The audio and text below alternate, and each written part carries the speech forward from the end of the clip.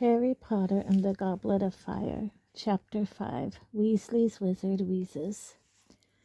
Harry spun faster and faster, elbows tucked tightly to his sides, blurred fireplaces flashing past him, until he started to feel sick and closed his eyes. Then, when at last he felt himself slowing down, he threw out his hands and brought himself to a halt in time to prevent himself falling face forwards out of the Weasleys' kitchen fire. "Did he eat it?" said Fred excitedly, holding out a hand to pull Harry to his feet. "Yeah," said Harry, straightening up. "What was it?" "Tung toffee," said Fred brightly. "George and I invented them. We've been looking for someone to test them on all summer." The tiny kitchen exploded with laughter. Harry looked around and saw that Ron and George were sitting at the scrubbed wooden table with two red-haired people Harry had never seen before, though he knew immediately who they must be: Bill and Charlie, the two eldest Weasley brothers.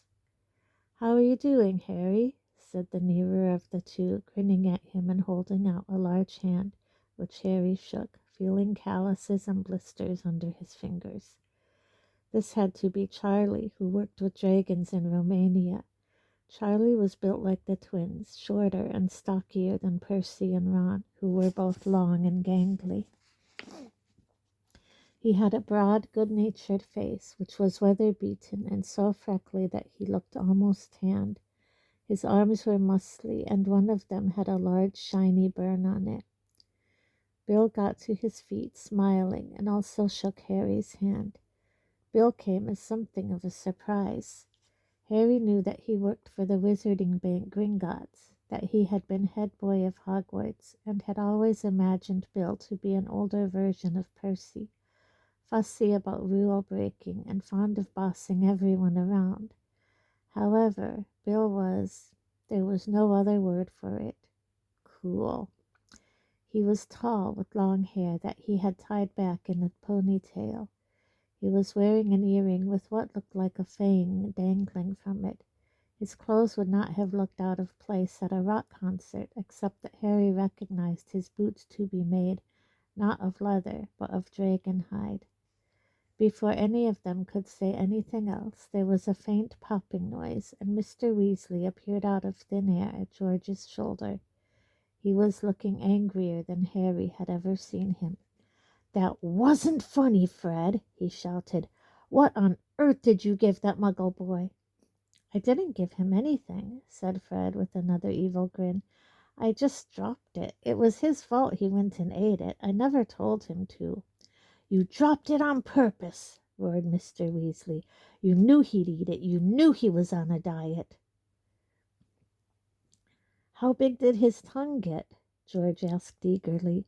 "It was 4 foot long before his parents would let me shrink it." Harry and the Weasleys roared with laughter again. "It isn't funny," Mr. Weasley shouted.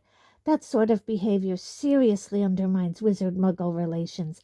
I spend half my life campaigning against the mistreatment of muggles and my own sons." "We didn't give it to him because he was a muggle," said Fred indignantly. "No, we gave it to him because he's a great bullying git," said George. "Isn't he, Harry?" "Yeah, he is, Mr. Weasley," said Harry earnestly. "That's not the point," raged Mr. Weasley. "You wait until I tell your mother." "Tell me what?" said a voice behind them. Mrs. Weasley had just entered the kitchen. She was a short, plump woman with a very kind face, though her eyes were presently narrowed with suspicion. "Oh, hello, Harry, dear," she said, spotting him and smiling. Then her eyes snapped back to her husband. "Tell me what, Arthur?" Mr. Weasley hesitated. Harry could tell that, however angry he was with Fred and George, he hadn't really intended to tell Mrs. Weasley what had happened. There was a silence, while Mr. Weasley eyed his wife nervously. Then 2 girls appeared in the kitchen doorway behind Mrs. Weasley. One, with very bushy brown hair and rather large front teeth, was Harry and Ron's friend, Hermione Granger. The other, who was small and red-haired, was Ron's younger sister, Ginny. Both of them smiled at Harry, who grinned back, which made Ginny go scarlet. She had been very taken with Harry ever since his first visit to the burrow. "Tell me what, Arthur?" Mrs. Weasley repeated in a dangerous sort of voice. "It's nothing, Molly," mumbled Mr. Weasley. "Fred and George but I've had words with them." "What have they done this time?" said Mrs. Weasley. "If it's got anything to do with Weasley's wizard Wheezes." "Why don't you show Harry where he's sleeping, Ron?" said Hermione from the doorway. "He knows where he's sleeping," said Ron. "In my room. He slept there last—" "We can all go," said Hermione pointedly. "Oh," said Ron, cottoning on. "Right." "Yeah, we'll come back too," said George. "You stay where you are," snarled Mrs. Weasley. Harry and Ron edged out of the kitchen, and they, Hermione and Ginny, set off along the narrow hallway and up the rickety staircase that zigzagged through the house to the upper stories. "What are Weasley's wizard Wheezes?" Harry asked as they climbed. Ron and Ginny both laughed, although Hermione didn't. "Mom found the stack of order forms when she was cleaning Fred and George's room," said Ron quietly. "Great long price lists for stuff they've invented. Joke stuff, you know. Fake wands and trick sweets, loads of stuff. It was brilliant. I never knew they'd been inventing all that." "We've been hearing explosions out of their room for ages, but we never thought they were actually making things," said Ginny. "We thought they just liked the noise." "Only most of the stuff, well, all of it really, was a bit dangerous," said Ron. "And you know they were planning to sell it at Hogwarts to make some money, and Mom went mad at them, told them they weren't allowed to make any more of it, and burnt all the order forms. She's furious at them anyway. They didn't get as many owls as she expected." Owls were ordinary wizarding levels, the examinations Hogwarts students took at the age of 15. "And then there was this big row," Ginny said, "because Mom wants them to go into the Ministry of Magic like Dad did, and they told her all they want to do is open a joke shop." Just then a door on the second landing opened, and a face poked out wearing horn-rimmed glasses and a very annoyed expression. "Hi, Percy," said Harry. "Oh, hello, Harry," said Percy. "I was wondering who was making all the noise. I'm trying to work in here, you know. I've got a report to finish for the office, and it's rather difficult to concentrate when people keep thundering up and down the stairs." "We're not thundering," said Ron irritably. "We're walking. Sorry if we've disturbed the top secret workings of the Ministry of Magic." "What are you working on?" said Harry. "A report for the Department of International Magical Cooperation," said Percy smugly. "We're trying to standardize cauldron thickness. Some of these foreign imports are just a shade too thin. Leakages have been increasing at a rate of almost 3% a year." "That'll change the world, that report will," said Ron. "Front page of the Daily Prophet, I expect, cauldron leaks." Percy went slightly pink. "You might sneer, Ron," he said heatedly, "but unless some sort of international law is imposed, we might well find the market flooded with flimsy, shallow-bottomed products which seriously endanger—" Yeah, all right," said Ron, and he started off upstairs again. Percy slammed his bedroom door shut. As for Harry, Hermione and Ginny followed Ron up 3 more flights of stairs. Shouts from the kitchen below echoed up to them. It sounded as though Mr. Weasley had told Mrs. Weasley about the toffees. The room at the top of the house where Ron slept looked much as it had done the last time that Harry had come to stay. The same posters of Ron's favorite Quidditch team, the Chudley Cannons, were whirling and waving on the walls and sloping ceiling, and the fish tank on the windowsill, which had previously held frog spawn, now contained one extremely large frog. Ron's old rat Scabbers was here no more, but instead there was the tiny gray owl that had delivered Ron's letter to Harry in Privet Drive. It was hopping up and down in a small cage and twittering madly. "Shut up, pig," said Ron, edging his way between two of the 4 beds that had been squeezed into the room. Fred and George are in here with us because Bill and Charlie are in their room, he told Harry. Percy gets to keep his room all to himself because he's got to work. Why are you calling the owl Pig? Harry asked Ron. Because he's being stupid, said Ginny. Its proper name is Pigwidgeon. Yeah, and that's not a stupid name at all, said Ron sarcastically. Ginny named him, he explained to Harry. She reckons it's sweet, and I tried to change it, but it was too late. He won't answer to anything else. So now he's Pig. I've got to keep him up here because he annoys Errol and Hermes. He annoys me, too, come to that. Pigwidgeon zoomed happily around his cage, hooting shrilly. Harry knew Ron too well to take him seriously. He had moaned continually about his old rat Scabbers, but had been most upset when Hermione's cat Crookshanks appeared to have eaten him. "Where's Crookshanks?" Harry asked Hermione now. "Out in the garden, I expect," she said.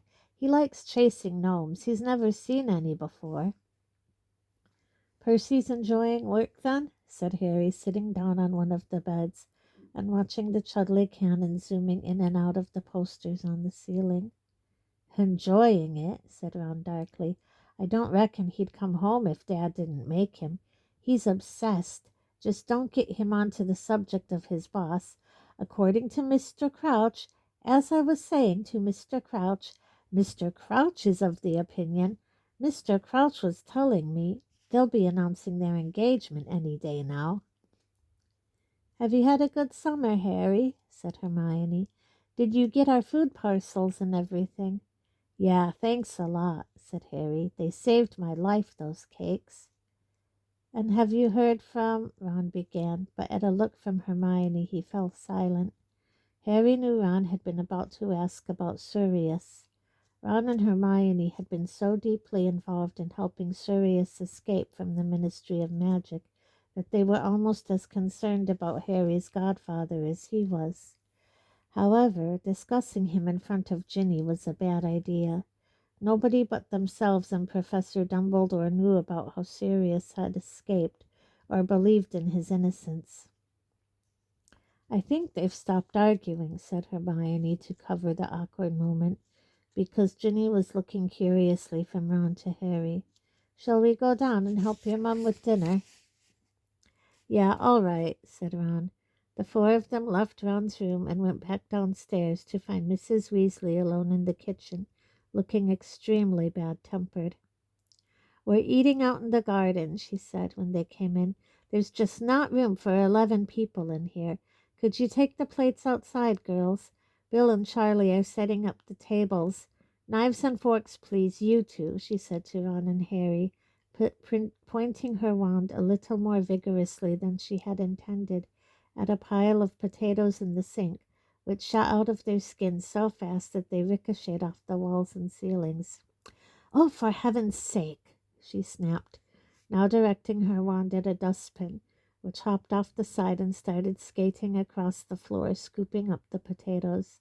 "Those 2!" she burst out savagely, now pulling pots and pans out of a cupboard, and Harry knew she meant Fred and George.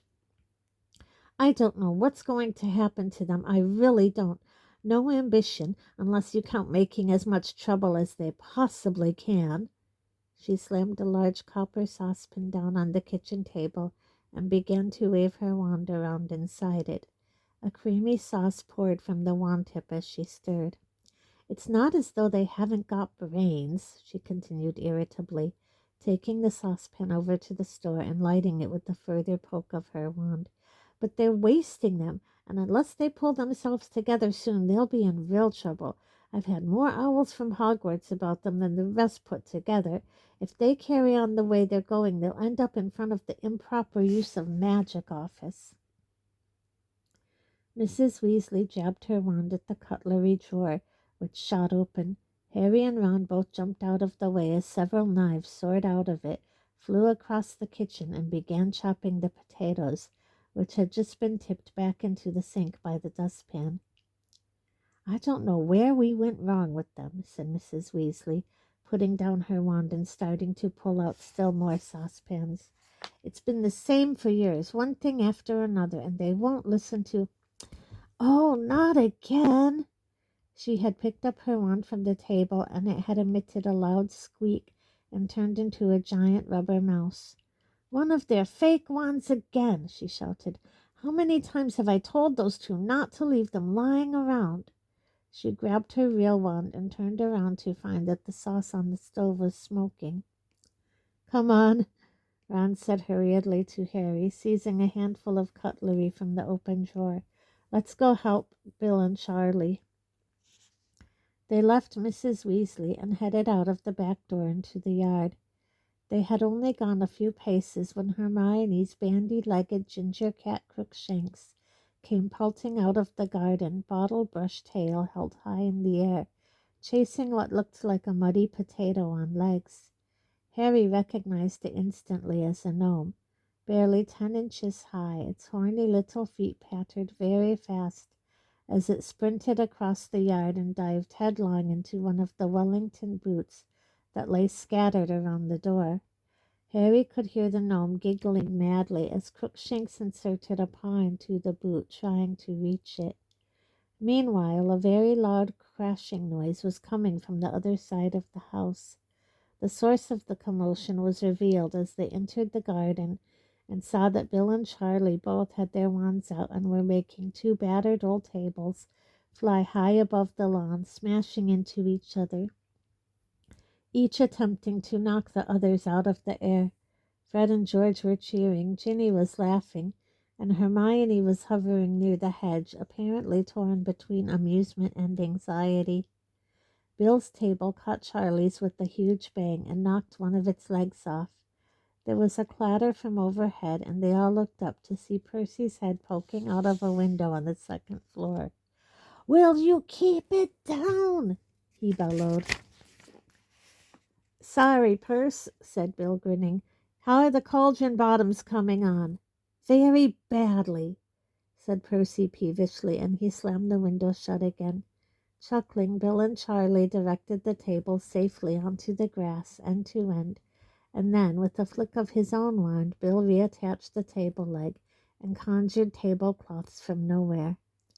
By 7 o'clock, the 2 tables were groaning under dishes and dishes of Mrs. Weasley's excellent cooking, and the 9 Weasleys, Harry and Hermione, were settling themselves down to eat beneath a clear, deep blue sky.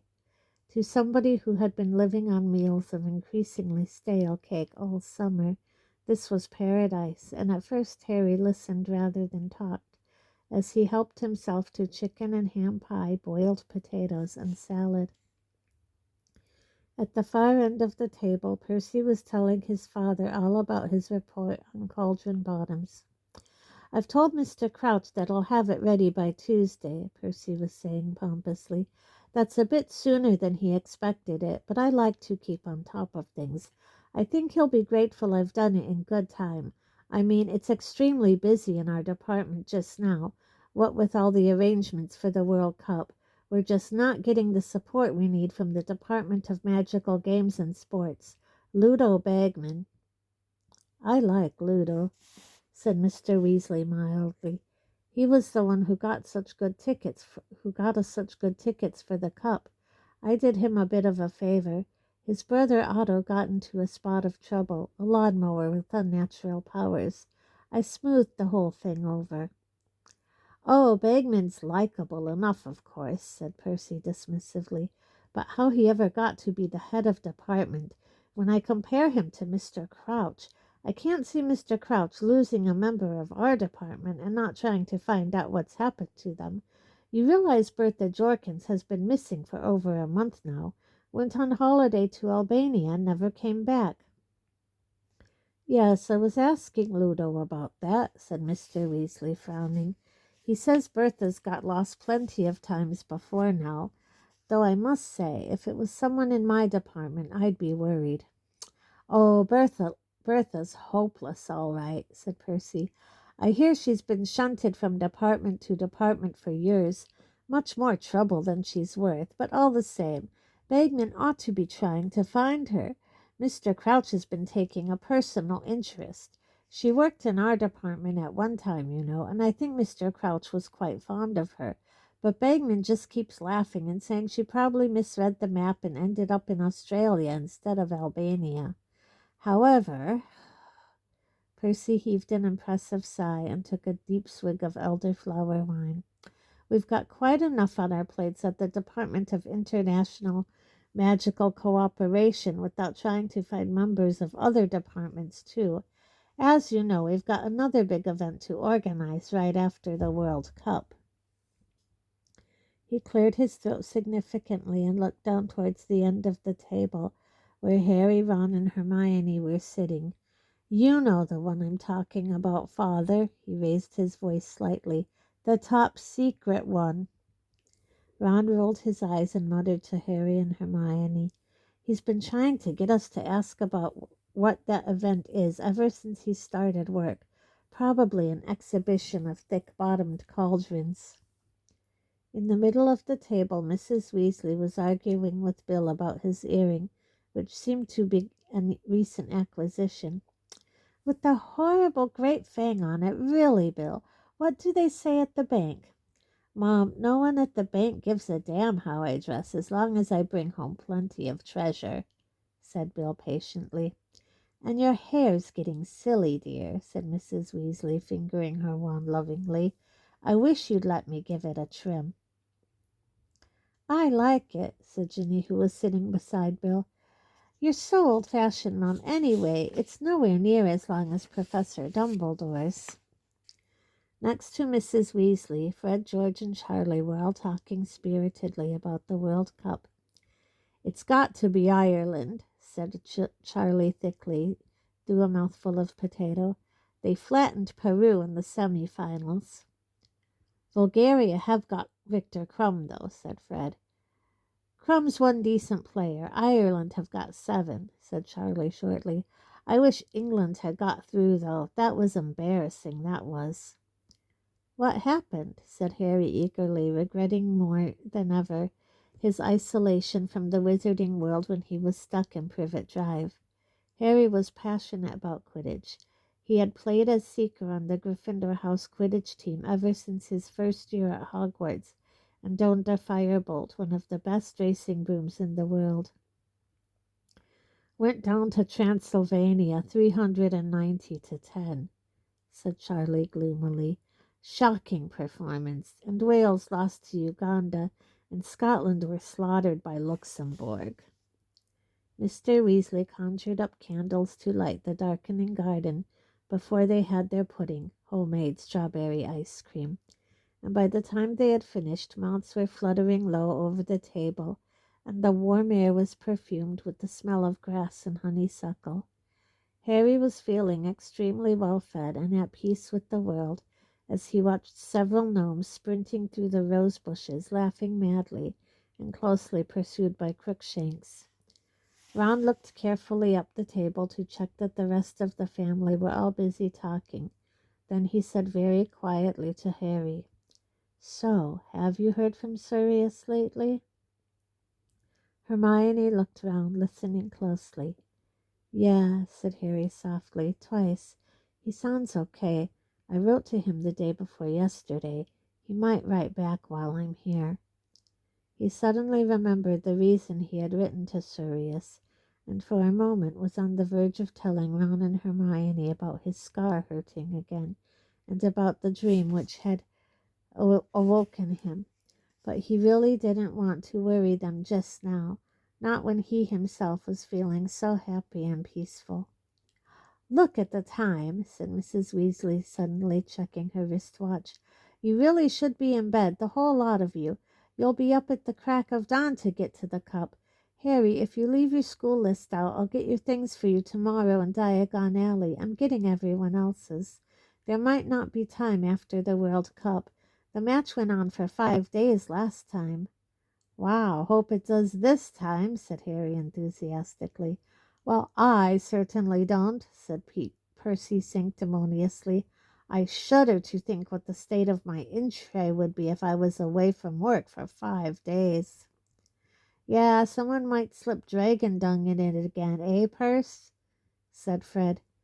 That was a sample of fertilizer from Norway, said Percy, going very red in the face. It was nothing personal. It was, Fred whispered to Harry as they got up from the table. We sent it.